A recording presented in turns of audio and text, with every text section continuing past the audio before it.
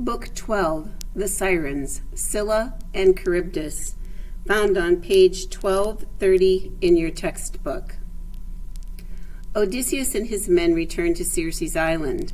While the men sleep, Circe takes Odysseus aside to hear about the underworld and to offer advice.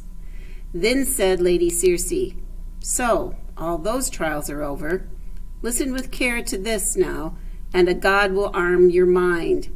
Square in your ship's path are sirens, crying beauty to bewitch men coasting by. Woe to the innocent who hears that sound. He will not see his lady nor his children in joy, crowding about him home from sea. The sirens will sing his mind away on their sweet meadow lolling. There are bones of dead men rotting in a pile beside them, and flayed skins shrivel around the spot. Steer wide, keep well to seaward, plug your oarman's ears with beeswax kneaded soft. None of the rest should hear that song.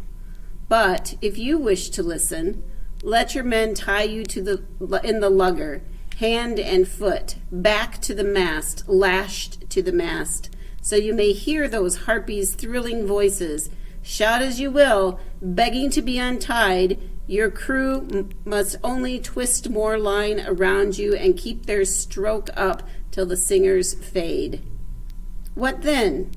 One of two courses you may take, and you yourself must weigh them. I shall not plan the whole action for you now, but only tell you of both. Ahead are beetling rocks and dark blue glancing amphitrite, surging roars around them. Prowling rocks are drifters. The gods in bliss have named them well. Not even birds can pass them by. A second course lies between the headlands. One is a sharp mountain piercing the sky, with storm cloud round the peak dissolving never, not in the brightest summer to show heaven's azure there, nor in the fall. No mortal land could scale it, nor so much as land there, not with 20 hands and feet, so sheer the cliffs are, as of polished stone. Midway that height, a cavern full of mist opens towards Charybdis and evening. Skirting this in the lugger, great Odysseus, your master bowman, shooting from the deck, would come short of the cave mouth with his shaft. But that is the den of Scylla, where she yaps abominably, a newborn whelp's cry, though she is huge and monstrous. God or man, no one could look at her on joy. Her legs, and there are 12, are like great tentacles, unjointed, and upon her serpent necks are borne 6 heads like nightmares of ferocity, with triple serried rows of fangs and deep gullets of black death. Half her length she sways her heads in the air, outside her horrid cleft, hunting the sea around that promontory for dolphins, dogfish, or what bigger game thundering Amphitrite feeds in thousands. And no ship's company can claim to have passed her without loss and grief. She takes from every ship 1 man for every gullet. The opposite point seems more a tongue of land you touched with a good bow shot at the Narrows. A great wild fig, a shaggy mass of leaves grows on it, and Charybdis lurks below to swallow down the dark sea tide. 3 times from dawn to dusk she spews it up and sucks it down again 3 times, a whirling maelstrom. If you come upon her, then the God who makes the earth tremble could not save you. No, hug the cliff of Scylla. Take your ship through the racing stroke. Better to mourn 6 men than to lose them all, and the ship too. So her advice ran, but I faced her saying, "Only instruct me, goddess, if you will. How, if possible, can I pass Charybdis or fight off Scylla when she raids my crew?" Swiftly that loveliest goddess answered me, "Must you have battle in your heart forever? The bloody toil of combat? Old contender, will you not yield to the immortal gods? That nightmare cannot die, being eternal evil itself. Horror and pain and chaos. There is no fighting her. nor power can fight her. All that avails is flight. Lose headway there along that rock face while you break out arms, and she'll swoop over you, I fear, once more, taking one man again for every gullet.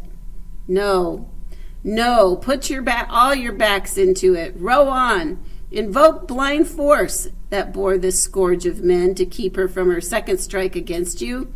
Then you will coast to Thrinacia, the island where Helios's cattle graze, fine herds and flocks of goodly sheep. The herds and flocks are 7 with 50 beasts in each. No lambs are dropped, nor calves. These fat cattle never die. Immortal, too, their cowherds are, their shepherds, Phaethusa and Lampetia, sweetly braided nymphs, that divine Neaera bore to the overlord of high noon, Helios. These nymphs their gentle mother bred and placed upon Thrinacia, the distant land, in care of flocks and cattle for their father. Now give those kine wide berth. Keep your thoughts intent upon your course for home, and hard seafaring brings you all to Ithaca. But if you raid the Beeves, I see destruction for ship and crew.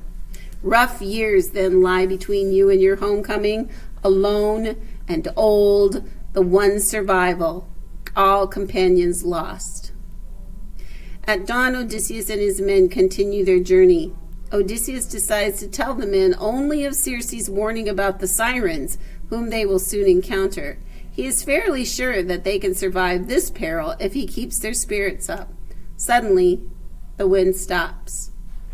The crew were on their feet briskly to furl the sail and stow it.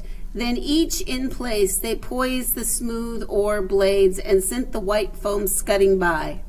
I carved a massive cake of beeswax into bits and rolled them in my hands until they softened. No long task, for burning heat came down from Helios, lord of high noon.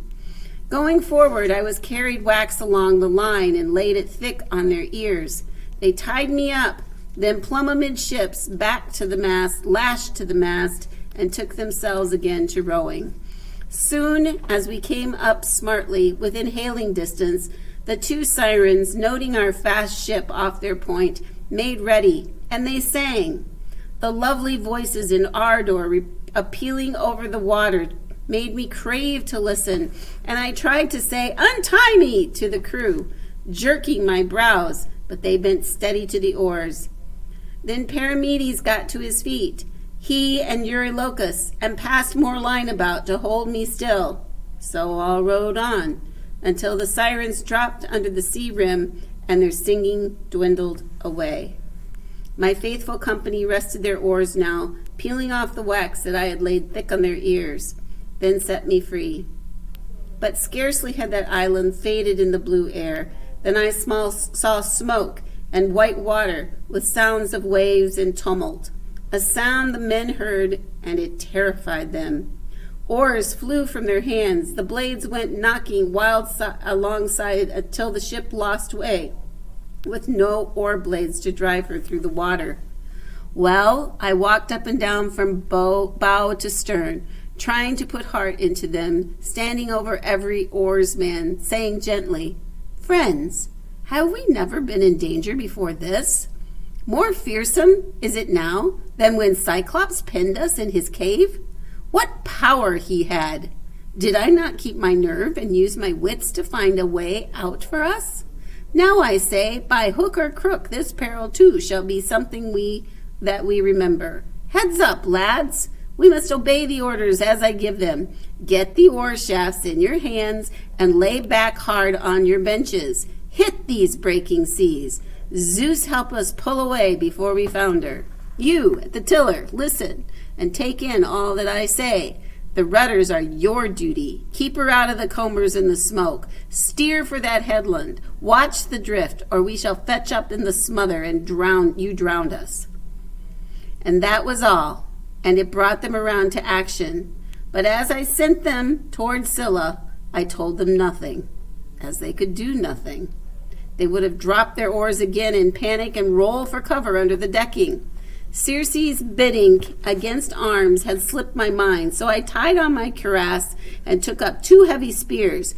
then made my way along to the foredeck, thinking to see her first from there, the monster of the gray rock, harboring torment for my friends. I strained my eyes upon that cliffside veiled in cloud, but nowhere could I catch sight of her. And all this time, in travail, sobbing, gaining on the current, we rowed into the strait, Scylla to port, and on our starboard beam, Charybdis, dire gorge of the salt sea tide. By heaven, when she vomited, all the sea was like a cauldron, seething over intense fire, when the mixture suddenly heaves and rises. The shot spume soared to the landside heights and fell like rain. But when she swallowed the seawater down, we saw the funnel of the maelstrom, heard the rock bellowing all around, and dark sand raged on the bottom far below. My men all blanched against the gloom. Our eyes were fixed on that yawning mouth in fear of being devoured. Then Scylla made her strike, whisking 10 of my best men from the ship. I happened to glance aft at the ship and oarsmen and caught sight of their arms and legs dangling high overhead. Voices came down to me in anguish, calling my name for the last time. A man surf casting on a point of rock for bass or mackerel, whipping his long rod to drop the sinker and bait far out, will hook a fish and rip it from the surface to dangle, wriggling through the air. So these were borne aloft in spasms towards the cliff. She ate them as they shrieked there in her den, in the dire grapple, reaching still for me, and deathly pity ran me through at that sight. Far the worst I ever suffered, questing the passes of the strange sea. We rowed on. The rocks were now behind. Charybdis, too, and Scylla dropped astern.